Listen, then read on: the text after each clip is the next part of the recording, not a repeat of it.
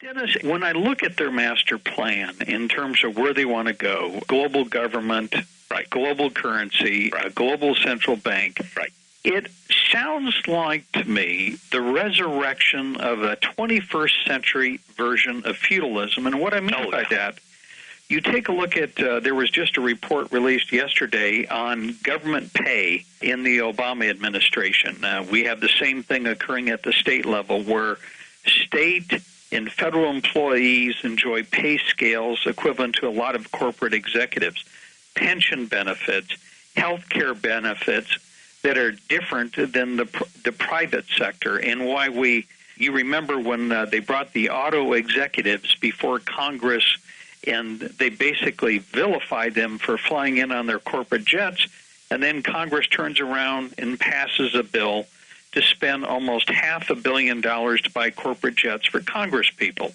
Nancy Pelosi flies on a 737. Not even Warren Buffett and Bill Gates have a 737. So it seems to me this master plan is almost a 21st century version of reenactment of feudalism.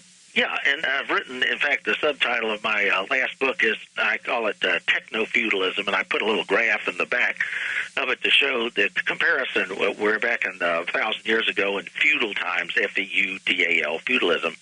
You would have the elite of that day, the princes and the dukes and the earls and so forth, and then you'd have the peasants and the serfs and so forth like that. I put a comparison right down the line on that, and that's the goal. This world socialist government will be a feudalistic government. And to set the stage of it, of course, you have to have models. And so one reason they used converted Hong Kong was to just, a little experiment as to how that will work. You take a formerly communist country like, China still is, supposedly, and you have a British protectorate in Hong Kong, and then you say, well, we're going to turn over to the Chinese, and it will be a synthesis. It will be a synthesis of sort of Chinese communism and British capitalism to the extent that British has any capitalism. And so this would be a little teeny model.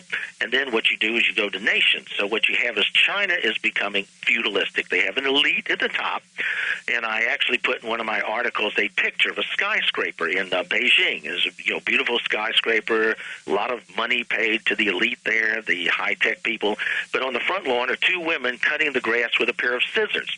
So you deliberately keep this massive number of poorer people so you can compete globally in cheap labor. So they went at the top side by a highly educated population. In China and India, both countries, there's 50 million students, high school students, taking 4 years of algebra, 4 years of geometry, 4 years of trigonometry, 4 years of calculus, 4 years of physics, 4 years of biology, 4 years of chemistry, and statistics thrown in.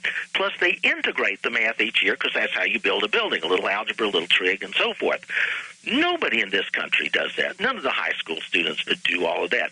And so they have the elite at the top to undercut us in terms of ability. And that's why the auto firm BYD over in China, just after 5 years in auto production, was able to come out with an all-electric vehicle a year before the Volt and at about half the price. And so globally, they will outcompete General Motors in that regard. But at the same time, you deliberately keep, in India as well, this massive underclass with cheap laborers. An example I used is a friend of mine who had their MBA, went over to China, went into a factory that produces baby clothes for an American company.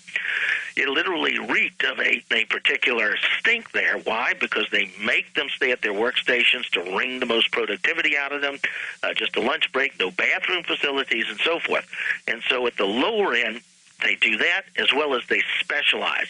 It used to be an American American auto firm would have a brake division and so forth. Chinese are able to actually, because of the large population, actually have towns to specialize. Putian makes most of the sneakers, the tennis shoes in the world. Another one I think is called Jinju makes most of the neckties.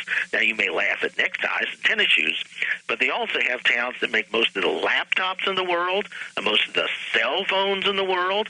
And so what they're able to do is have entire towns specialized. That means your educational system can do the same thing. In a particular town, you can have the little elementary school children know 2 neckties plus 2 neckties equals 4 neckties. So when they get through school, they know more about that than any American student's able to do. And that's a feudalistic society to the extent that Israel is moving towards a smaller, wealthy class and a larger underclass. And also California. California, which often leads the nation in movements, is doing the same thing.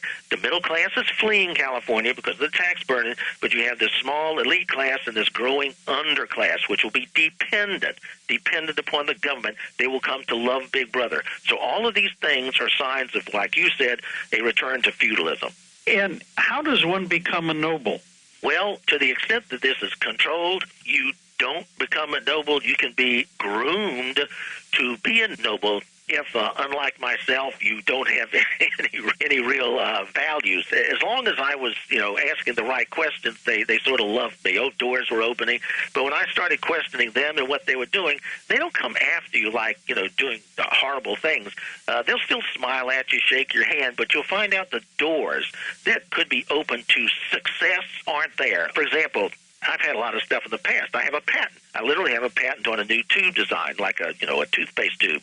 It's an elliptical head. You squeeze the paste. It comes out in the shape of your brush. Got more publicity, New York Times, News Service, Los Angeles Times, newsmakers, all this sort of stuff, than the Weed Eater, probably. Where did it go? Nowhere. Why? The AP asked Colgate-Palmolive, they said, what about this idea? They said, maybe great idea, maybe great, but unless it comes from our internal engineering department, it's not going anywhere. And that happens in a number of fields, publishing, music. I compose music. What you find is that they close off the avenues to success. So unless you're like, they give you their imprimatur, you don't go anywhere. But if you're willing to play ball with them, like that 1904 book by Thomas Lawson said, if you're willing to play ball with them, you basically sell your soul to them, you will get success. You will. In fact, that's part of the secret Nazi plan. When they go overseas, they can look for a front man in Iran, in Egypt, in Argentina. They look for a front man who's willing to do what they want him to do. Then they give them tons of money. They become filthy rich, but basically they've sold themselves to these people. So in the U.S., which has always prided itself on its entrepreneurship, I mean, I can't think of the guy's name that started Facebook, the youngest billionaire. I think he's 26 years old.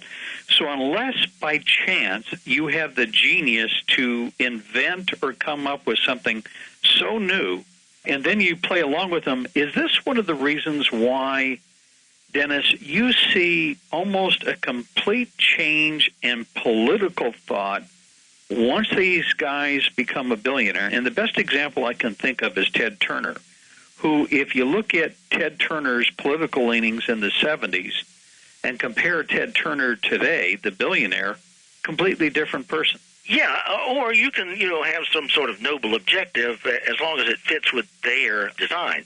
What you'll find is like Ted Turner had the TED Commandments. Instead of the 10 Commandments, he wanted to junk them and have the TED Commandments, he called them. Bill Gates is another thing. I don't know that he approved of this, but Alice Bailey, the leading occultist of the last century, her new group of World Service lists Gates and the Carter Foundation as part of their, network, these new group of World Service. And so what you find is Gates is funding stuff, right? Okay, we're going to fund vaccines, right, for the third world.